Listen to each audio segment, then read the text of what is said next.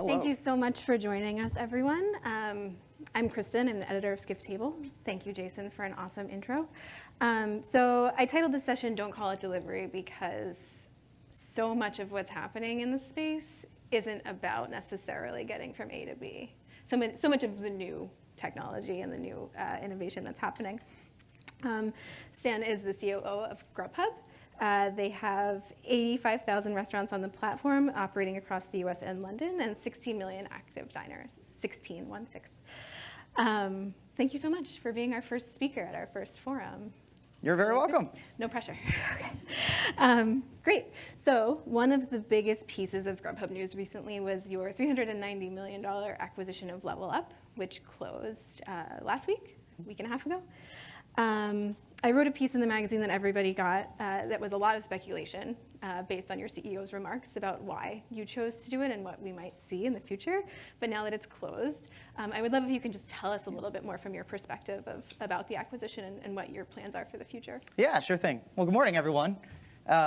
Excited to be here, with Kristen. And, one of the reasons we agreed to do this is because she decided to title the session, Don't Call It Delivery, right? We work with a lot of restaurant partners. We talk about this all the time about, for me personally too, I never think about this space as third-party delivery, which I think a lot of the folks in the space have become.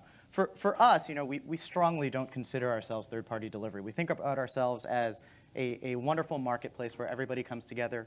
We enable all of our restaurant partners, the 85,000 restaurants that are on the platform today are all partnered with us, deeply partnered in some cases. And to get to Level Up, as we continue to look across the space, you'll see some of the things that we've done in the past. Restaurants as a partner allows us to really think about the restaurant's experience, enabling guests, but also making sure that as restaurants take advantage of this channel, they do it in a way where it's really non-disruptive to internal operations. It's really profitable for them too. And so integration and components of that are really important things to us. I think it was almost 2 years ago that we announced, point of sale integration into the marketplace for a lot of leading point of sales, and we've continued to expand that. As we looked across, the space and said, how can we really accelerate these efforts? We got to know a lot of companies. We looked at Level Up and we said, this is a wonderful organization that will enable us to really become a comprehensive solution and partner for almost every single restaurant. Level Up does multiple point-of-sale integrations. They integrate across a lot of channels. I'm sure there are multiple people here in the room who are working with them, especially on the restaurant operator side. They work with over 200 restaurant brands. They've built out not only integration, but they also think about loyalty as a platform, which is a great area, I think, for us to engage in. And furthermore, again, the session so aptly titled, Don't Just Call It Delivery, we think there's a big opportunity in pickup as well, right? And we looked at Level Up and we said, today, organically through kind of in-store payments, they have about 100,000 order a day pickup business that does, about $400 million, I think, in revenue annually on a run rate basis. So, we looked at this and said, they're really going to accelerate our ability to become better partners with restaurants through integrations. They're also going to be able to really help guide us and teach us as we work with restaurant partners on how to build up additional channels for online. Great. So you mentioned point of sale integration, which is super important, I think. I think everyone in the room is probably familiar with the iPad problem of the photos that you see. The restaurants have like 30 iPads. We all know what's going on there. The point of sale integration changes that, but it also does a lot of other things. So can you just talk through some of the other benefits of point of sale integration? Yeah, I think, certainly. I think the term I've used, and I get out to the restaurants, I think the very first time I was in a restaurant who had used multiple providers, the restaurant owner brought me around to his host stand and said, I got to show you something. And I said, okay. Under the host stand, he unveiled it almost, with his curtain, and he goes, check out my command center. And he's got 8 different tablets all running. I think more internet bandwidth was sucked up from that host stand than everything else that he was running in store. And that's when we said, we got to solve this problem. I think there's a couple of things to think through with point of sale integration. One, there's going to be a lot of clarity and lack of error around invoicing and accounting, right? I mean, that's clearly something, everybody who uses a tablet in restaurant with a point of sale without integration is going to require double entry. And a lot of times with double entry, you see accounting errors, you see, reconciliation issues that are at the core of it. Your finances don't make sense. That's going to be limited to point of sale. From an operational perspective, we also see two really strong things. A lot of times point of sale will trigger what happens later in the kitchen, right? Whether that's through printouts, whether that's through a kitchen display system, whether that's through however the back of the house runs. Point of sale integration will actually drive a lot of the errors down, as well as allow for a lot of the efficiency in terms of ensuring the back end house, for the most part, is running exactly as it would without the inclusion of something else. So we see it as a big opportunity to drive better reconciliation, accurate financials, but also to run a very efficient online-enabled operation for restaurant partners. Great. And Level Up's a big part of that. Big part of that. Great. So Level Up is currently operating as it was pre-acquisition, is that correct? Yep, okay. That's correct. Any plans to change that? I think right now, we want to make sure that we don't disrupt anything that they've built. They've built a great group. They've got fantastic clients. We're going to continue to look at what happens in the landscape, and if things require an evolution, we'll evolve. Cool, yeah. And do you think that all of the in-store pickup will change your core business, or is that just like a great new frontier on the marketing side to get people excited about? Yeah, I don't know if I think maybe change is too early of a word, right? I still think, in terms of online as a channel, we're very early in the restaurant space. I think we look at this and we say, the restaurant space is kind of where retail was like 10 years ago with consumers, guests, diners really starting to move online. I think pickup is another option. New York is again, a great example of usually at the forefront. Delivery, pickup, people have been doing this forever. Now there's an online way to do this. So we look at it more as a way to further unlock, online. I think, the report we look at, it's Morgan Stanley report, we think the takeout business online, a restaurant's about $200 billion in TAM. For us, last year we did about $4 billion in gross food sales. So we can see a ton of runway there, and we think pickup is another channel that's just going to unlock a lot of this opportunity. Are the restaurants that you work with that may offer pickup, or are new restaurant partners, are they taking most of their orders on the phone? Is that kind of how it works? Or and you switch them to totally digital, and then once people are used to it, you can put the pickup option in, and everyone's really excited about not having to talk to a human? Or I don't know about that. I mean, I think there's still a very human process to this, right? I mean, at the end of the day, this is a hospitality business, So I think for us, that's why the guest experience, the restaurant experience is so important. But directly, I would tell you, when we look out, it is still a true statement that a lot of orders, especially off-premise orders, are still coming in over the phone. It's like right? 50%, right? Yeah, I mean, hard to speculate on the number, but I would still tell you, as the leading provider here, and you guys know a lot of people who operate in the space, there's over $100 billion that is coming through not one of these channels, and so we think there's still a ton of it that's coming through the phone. Okay, cool. Another piece of big news from the year, earlier this year, you announced an exclusive partnership, which came with a $200 million investment from Yum Brands, which is KFC, Taco Bell, and also Pizza Hut. This requires a lot of working with franchisees. In your most recent earnings call, your CEO referred to onboarding the franchisees as the final gating item to the success of the partnership. Staff needs to be onboarded to the process, tests need to be run, the technology needs to work, and there are a ton of Taco Bell and KFC locations. How's it going? It's going. Man, that's there are a lot. I mean, when you say there are a lot of Taco Bells and KFCs around the country. Hey, it's going well, right? They've been a great partner to us. As we look at it, I think this year, so far this year, we've announced, from a delivery footprint perspective, we've announced an additional 70 plus markets that we've launched, and we're really getting to a lot of the coverage, right? I mean, Grubhub itself is live in 1,600 cities. A lot of the markets that we expand to will cover the KFC Taco Bell locations, and by the end of the year, we'll probably be more than double our footprint from when we started this year. And a lot of that is through partnership with them, but also partnership with a lot of the other restaurant brands and independent restaurants that we work with across the country. When we go through them, back to the theme of integration, franchisees, and for those who are in, franchisees are really, we know, as everybody does, the margins are slim, right? And so to enable a channel like this, back to the earlier comment, you really got to work on a way that is as operationally efficient as possible. And part of our efforts with Yum were to make sure we were really partnered omni-channel in a digital way, but also in an operational way. So as we stand up, and we've got thousands of locations live already. So it's a real testament, I would say, to the teams at Grubhub who aren't here speaking, but also to the Yum teams in terms of all the work that they've done with the physical operational infrastructure to stand up delivery markets, but also to build the tech.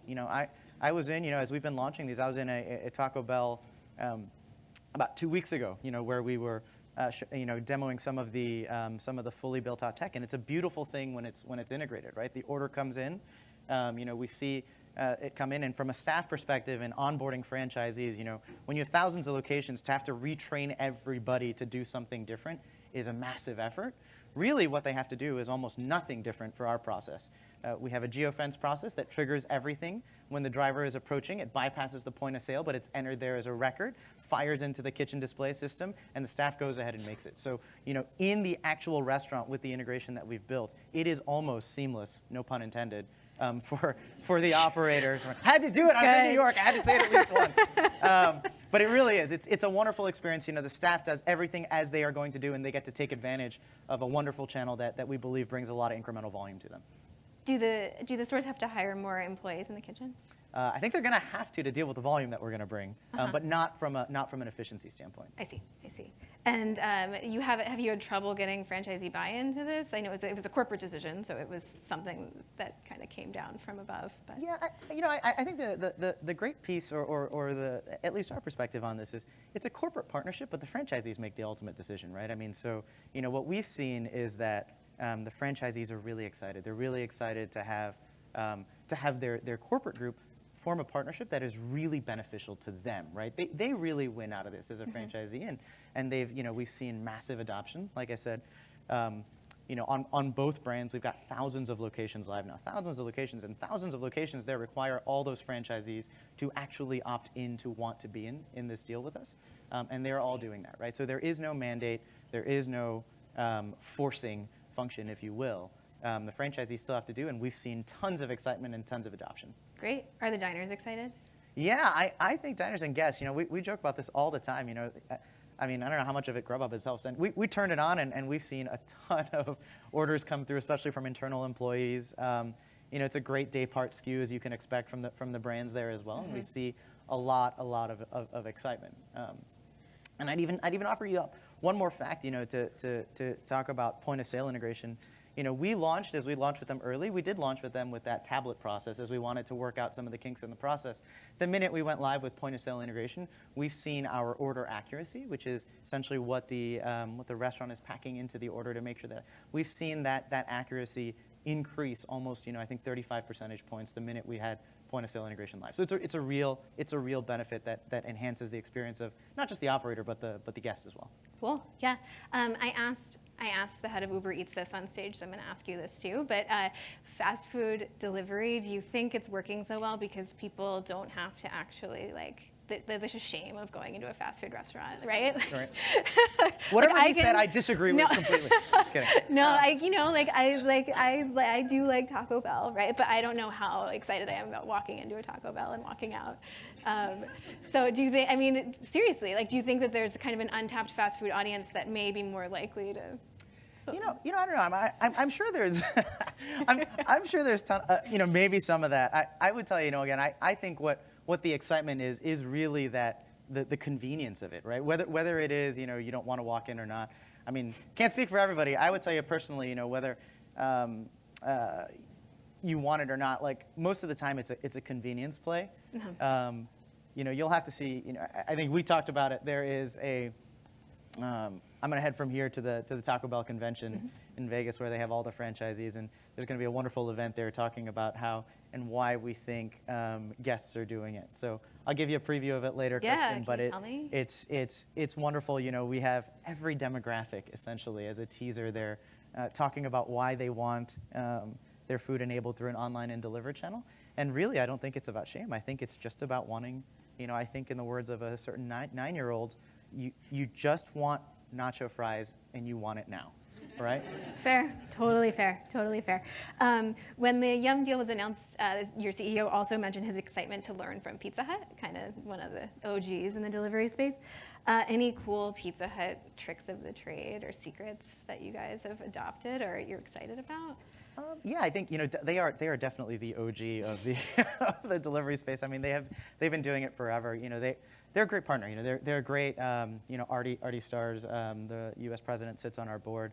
I think what it is it's great insight into how we continue to take the experience of an operator who's been doing delivery for such a long time, and for us to bring the what we think is some of our special sauce of technology and enable that. Right? I mean, they've been doing it for a really long time. We've been doing really food-centric. I mean, we're only restaurant-focused, only food-focused. So even when we talk about delivery and we build out algorithms, food freshness, all the prep times, everything we build into is around food. So we take a lot of that insight and knowledge as we learn from Pizza Hut, and we try to infuse technology around it. Are you going to work with them? Like, are you going to power their deliveries at some point? I think we're going to continue to look at great ways to partner across the brands, and should that become something that we want to both pursue, we surely might do it. They're doing autonomous research for like an autonomous like pizza delivery vehicle right now, I think. I think they did announce something. Yeah. Cool. Pizza Hut autonomous delivery. I think they got pumps too, right? Like they got pumps you can order Pizza Hut through your shoes. Yeah. Is that them? I think that's them. Or Domino's, I don't know.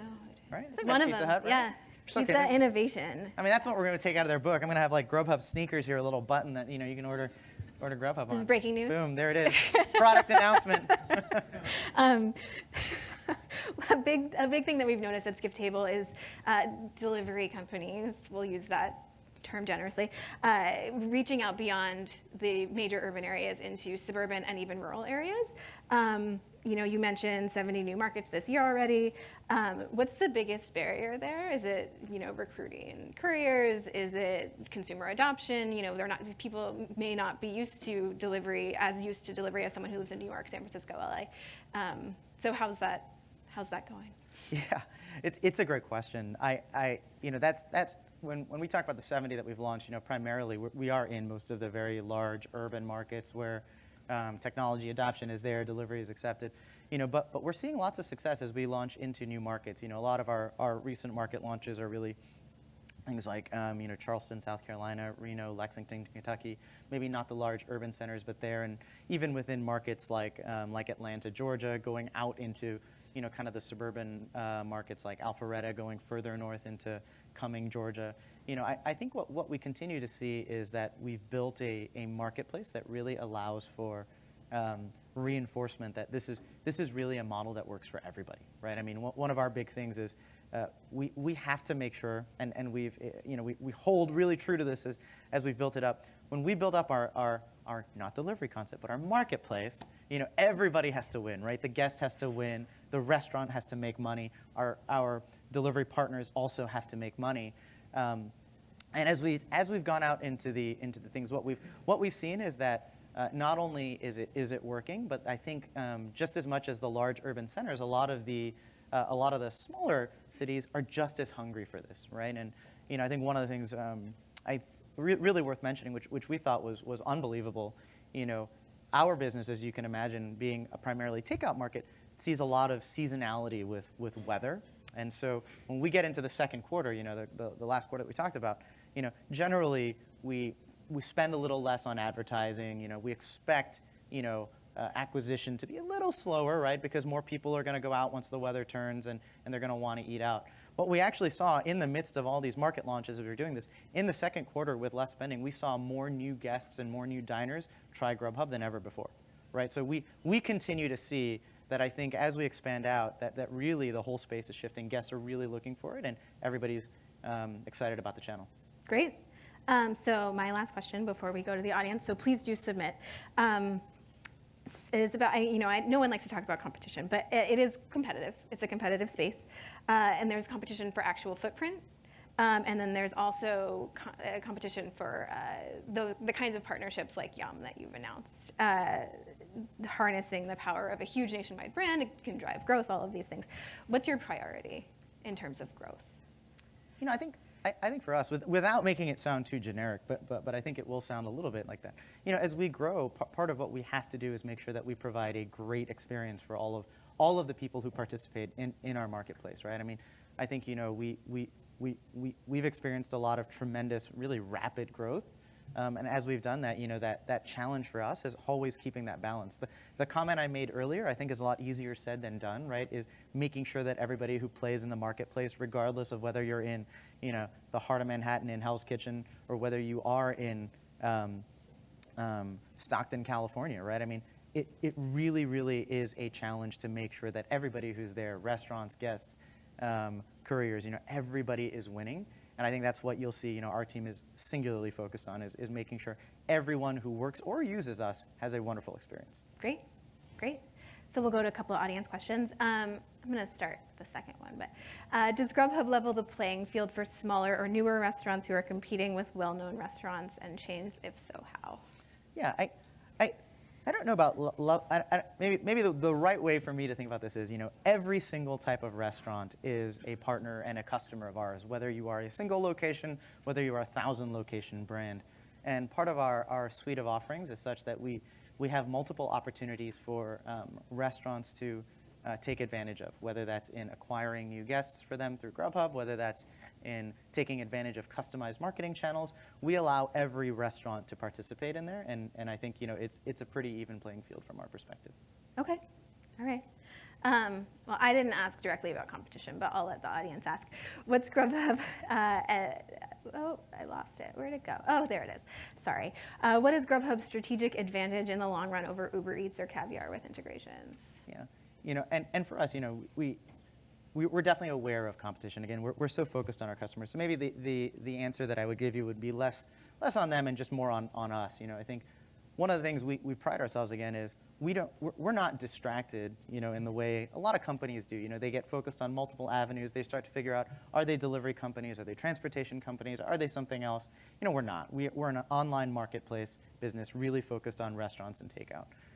That has allowed us, I think, to continue to build products and services that are totally there. I know I said this before, but we were the first on point of sale. You see us doubling down on the integration because it's a really big deal. You see us doubling down on understanding, what restaurant operators have to go through, whether that's in the operations, whether that's in how they want their brand represented, whether that's in marketing. So I think, for us, our singular focus on this is a huge advantage. And then you combine that with the fact that we're the largest provider in the space, right? You talked about it. We're in 1,600 cities, almost 16 million active diners. We process about 423,000 orders a day. That allows us to realize efficiencies that we then pass through to the people who participate, right? So I think there's a few advantages within there that we feel really strongly about in terms of how we're focused, and there's good reason to work with us. Cool. Audience is very excited about this one. Can you tell us about Slice, Grubhub's internal restaurant? It's a great way for employees to build empathy, but what have you learned? Oh yeah, sure, I love that. I actually want to know who asked that question. I'm excited to hear that it's there. So as part of our obsession, with customers, we do a lot of different things to allow us to walk a mile in our customers' shoes. Slice is one of those things. So in our largest offices around the country, we have Slice locations. So we essentially have rooms that are fake restaurants on our campuses where we test our latest point of sale technology integrations. We test the tablet. We test what it means, and we run it just like a restaurant. Employees have to staff it, and then they order. So they go through the entire process of what a restaurant operator would have to go through, and they learn that. And then in conjunction with that, since they asked about Slice, because we're passionate about it, we do that. We also do all kinds of programs. My own direct staff has to go into a real restaurant to actually work, because while we try our best to mimic it, there's nothing like really being in a restaurant to see what that's like. We also have a driver program. I'll share, kind of the fun fact. When we were first launching our own delivery enabled service, we codenamed it Reindeer, right? I mean, kind of Santa, we got to do that. So as we're bringing gifts to everybody. But as we kind of grew out there, now our version of mobile Slice is to have company cars where our employees also go out and do real deliveries and kind of walk the walk of that. And our first company car for this purpose explicitly was codenamed Rudolph. So we have Slice and we have Rudolph. and you know, we continue to build on that. Great. Thank you so much for joining us. Thank you for being our first Sure, speaker. you got it. Great to have you. All right. Thank you. Thank you.